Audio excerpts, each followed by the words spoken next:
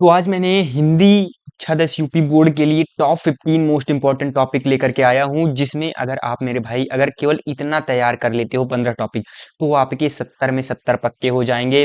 तो ये वीडियो आपके लिए बहुत इंपॉर्टेंट है। 15 टॉपिक केवल 15 दिन में आप तैयार कर सकते हैं, और किस तरीके से तैयार करना है ये भी बताऊंगा। मैं केवल आपको 15 टॉपिक ही नहीं बताऊंगा, साथ ही साथ यह भी बताऊंगा कि इन टॉपिक्स को किस सीक्वेंस में तैयार करना है।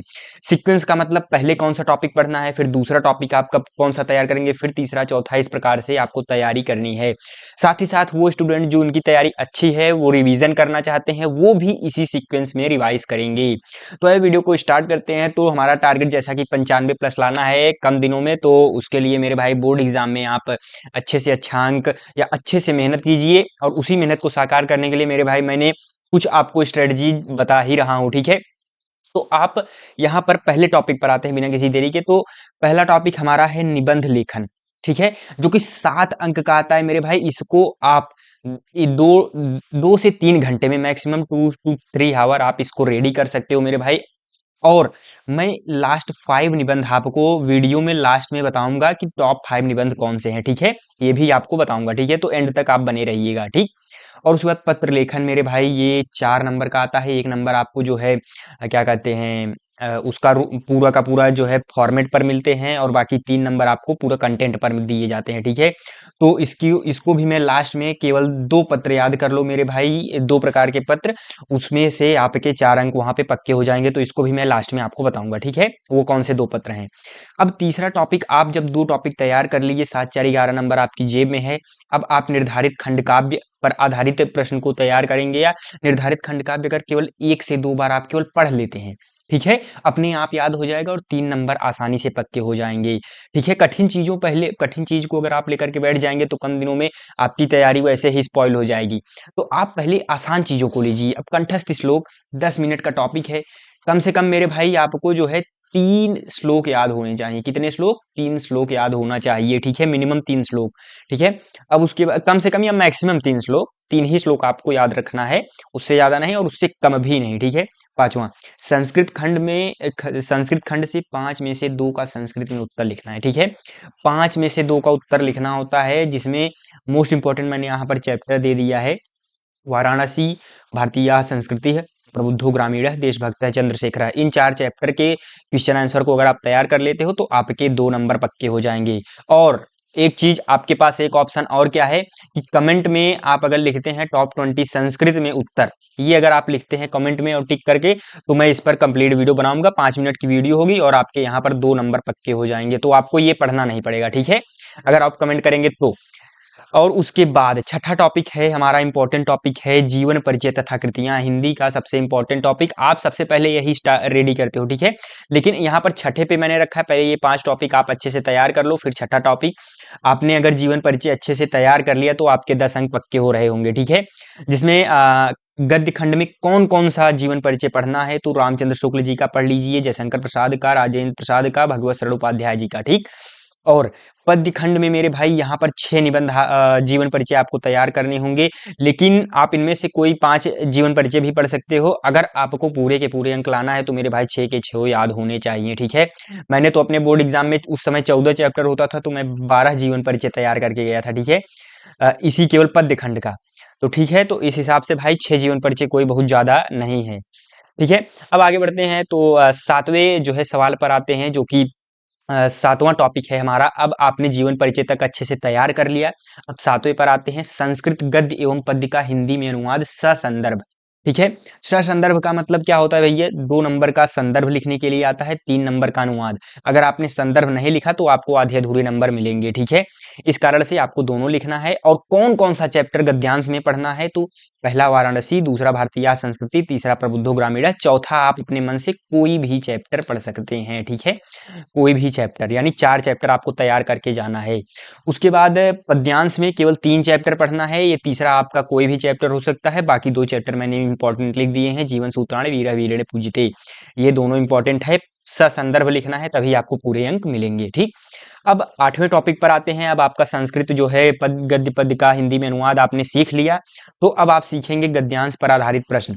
ठीक है, इसको आप अच्छे से रेडी करेंगे। इसमें केवल और केवल ये 4 चैप्टर अगर आप तैयार कर लेते हैं तो इसी में से आपका एक गद्यांश आ जाएगा। ठीक है, और 3 प्रश्न पूछे जाते हैं 2-2 नंबर के, जिसमें आपके 6 अंक यहाँ पर पक्के हो जाएंगे। ठीक है, अब आगे बढ़ते हैं। 9वां जो है आपका टॉपिक है काव्य सौंदर्य के तत्व।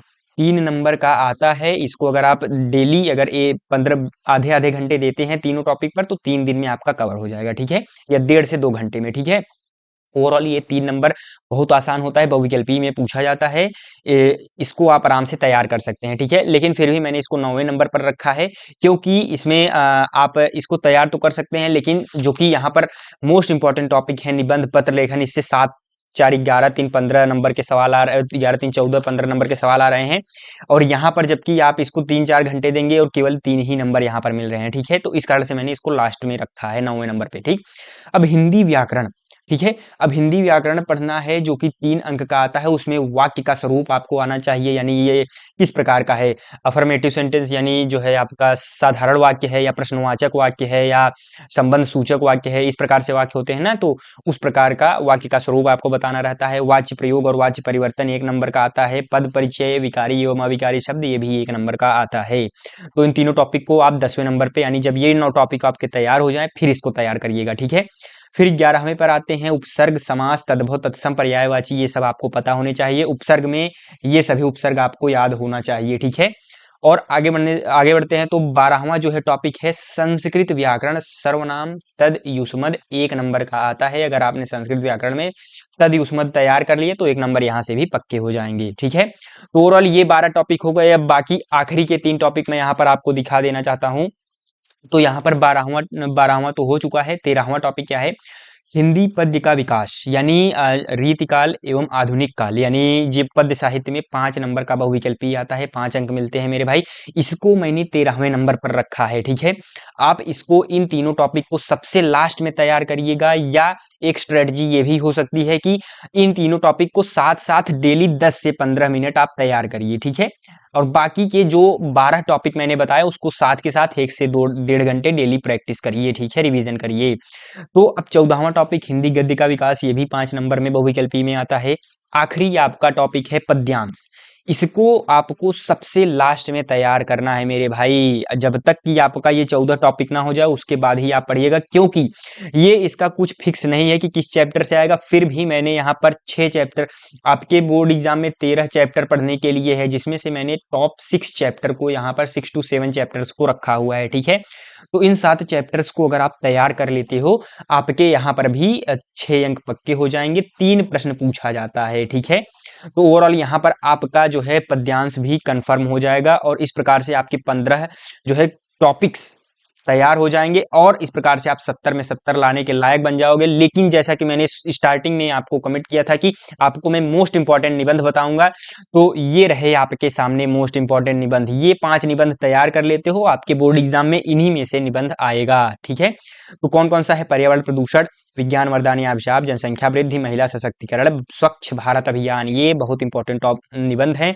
और टॉप 3 पत्र, यानी ये प्रधानाचार्य को पत्र अवकाश हेतु भी हो सकता है, फीस माफी के लिए भी हो सकता है प्रधानाचार्य को पत्र, या जो है ट्रांसफर सर्टिफिकेट टीसी के लिए भी हो सकता है। ठीक है, और उसके बाद मित्र को पत्र, बधाई हेतु, प्रथम स्थान प्राप्त करने हेतु प्रतियोगिता में। ठीक है, और जो है मित्र को या भाई को या पिता को पत्र, ये सभी एक में कैटेगरी में आते हैं। तो अगर आप इसको एक बार पढ़ लिए मित्र को पत्र, तो उसके बाद वो सभी आप अपने आप से कर लेंगे। और नगर निगम या नगर पालिका को पत्र, ये 3 प्रकार के पत्र तैयार कर लेते हो, इसके सिवा आपको कुछ पढ़ने की जरूरत नहीं है।